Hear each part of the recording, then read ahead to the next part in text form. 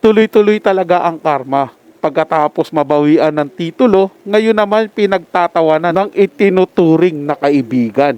Ako po ang inyong lingkod, Tagapanood TV. Welcome back po dito sa ating YouTube channel at Facebook page. Ngayong araw po, ang ating gagawa ng reaction video ay galing po sa channel ni Showbiz Trend Update. Ilalagay ko po sa description yung link na kanya channel. Bisitahin po at pakisuportahan na rin. Pero bago po tayo magpatuloy, nais ko lang po kayong imbitahan, lalong-lalo na po sa mga bagong napadaan lang dito sa ating channel, na huwag po sanang kalimutan na mag-subscribe. Hit nyo na rin po notification bell para lagi po kayong updated sa mga bago pang video na ating ilalabas. Share, like, and comment din po kayo mga tagapanood. Atin ang babasahin at pupusuan. So simulan na po natin ang ating reaction video sa araw na ito mga tagapanood. Let's do this! Welcome back sa aking channel, talent manager at showbiz insider OJ Diaz. Hindi mapigilan ang madismaya at mapatawa sa bagong title ng noontime show ng Tape Inc. na Tahanang Pinakamasaya. Panuorin at pakinggan ang buong detalye.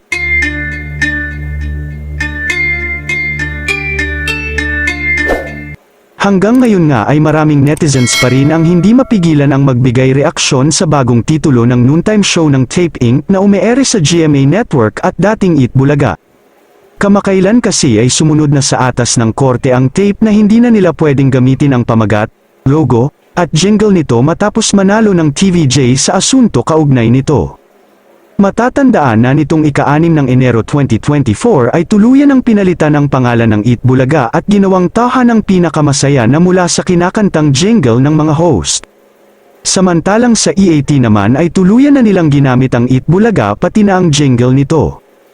Kaya naman, marami sa mga netizen ang nagsabing maganda naman ang pamagat at Pinoy na Pinoy, pero sana nga lang daw ay matagal na nila itong ginawa dahil originally sa TVJ naman talaga ang title. Pero dapat medyo pinag-isipan daw naman ng tape ang kanilang titulo, parang wala daw kasi itong dating sa mga manunood. Pero ang ibang netizens naman ay tila inaasar pa ang bagong title ng show at sinasabi nila na parang Sunday Pinasaya lang ang dating, parang ang pangit daw ng titulo, parang hindi pinag-isipan at common na common daw, at ang iba naman ay puro tawa ang mga komento na tila nang aasar pa. Samantala, pati ang talent manager at showbiz insider na si OJ Diaz ay hindi rin mapigilan ang magbigay reaksyon sa bagong title ng noontime show na Tahanang Pinakamasaya.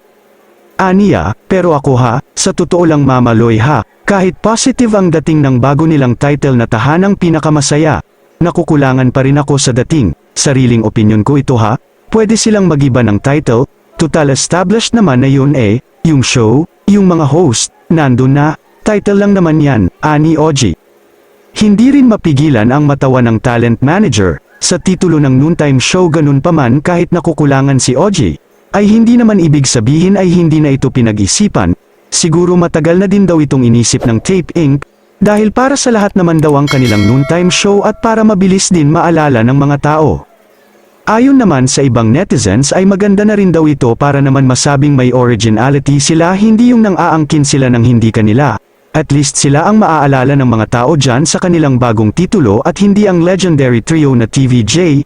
Samantala, wala pang tugon, reaksyon, o pahayag ang kampo ng Tape Inc. patungkol sa pang-aasar sa kanila ng netizens na bagong pamagat ng kanilang noontime show. Kayo mga ka-showbiz, anong masasabi nyo sa ating showbiz topic ngayon? Kung may opinion kayo ay magkomento lang kayo sa aking comment section. At syempre kung bago pa lang kayo sa aking channel ay mag-subscribe na kayo para lagi kayong updated sa mga showbiz trends na ina-upload ko. Maraming salamat po. Parang naalala ko po mga tagapanood yung interview ni Paulo Contes sa programa po ni sa channel po ni OJ Diaz, no. Parang binanggit po nila doon na magkaibigan po sila eh.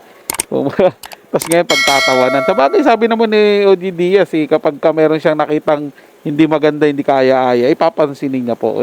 Maski si OJ Diaz, hindi niya po nagustuhan yung panibagong title ng programa ni Paulo Contes. Kaya po siya natawa. Ang akin lang po doon, siyempre, magkaibigan kayo para kahit papaano po, nakaka-open din. Pero wala po tayong magagawa dyan mga tagapanood. Sadyang pangit lang po talaga o hindi po talaga maganda tingnan o hindi talaga magandang dating para sa taong bayan o sa mga nanonood ng noontime show. Yung panibagong titulo ng kanilang programa, unang-una po lang sinasabi Tahanang Pinakamasaya. Paano naging pinakamasaya yung kanilang tinuturing ba nilang tahanan? Yung paano maraming kontrobersiya. Doon pa lang po mga tagapanood, sablay na eh. Hindi po ba? Kasi pag sinabi mong pinakamasaya, wala po kayong kontrobersiya, puro saya lang po doon mga tagapanood. Wala pong katoksikan. Eh nanggaling po kayo sa panonoksik eh. Pero malay mo naman, ngayon mga tagapanood, pangangatawanan nila yung tahanang pinakamasaya at magpapasaya lang po talaga sila. At talagang sumobrang saya po ng mga netizen, mga tagapanood. Pinagtawanan po kasi yung kanilang titulo dahil nga po parang hindi daw po pinag-isipan. Pero real talk po mga tagapanood, parang nga po. Kasi, di ba, pag-isipin mo naman, ang layo sa ang layo doon sa ginagawa nila. Sa ginagawa po ng programa nila doon po sa naging title po nila ngayon. Eh, hindi po natin masisisi mga tagapanood, gaya po ng sinabi ko nung mga nakaraang video ko. Eh, baka kasi isinunod na lang po nila doon sa jingle nila. Naalala nyo po, nung tinanggal po yung jingle ng Itbulaga sa kanila noon, di ba? Itbulaga paggamit nila. Eh, nababanggit na po doon sa jingle nila tahanang pinakamasaya. So, parang hindi na po sila mahirapan. Yun na lang po siguro sinunod nila yun. Yung title na yun, mga tagapanood. Pero malay po natin, magbago sila ng title. Kasi binago nga din po nila yung logo, di ba? Pagkatapos po na kumalat sa social media na parang ginaya lang po nila doon sa isang probinsya. Proyekto po yun ng isang probinsya, mga tagapanood, yung logo nila parang doon daw po ginaya. So binago din po nila.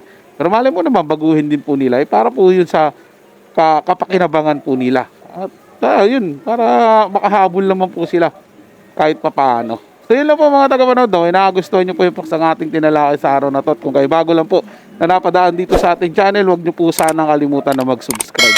Hit nyo na rin po notification bell para lagi po kayong updated sa mga bago pang video nating ilalabas. Share, like, and comment din po kayo mga tagapanood, atin yung mabasahin at pupusuan. So hanggang sa muli po, ito yung Tagapanood TV. Komento at opinion lamang, wala pong personalan. Paalam po at mabuhay po kayong lahat.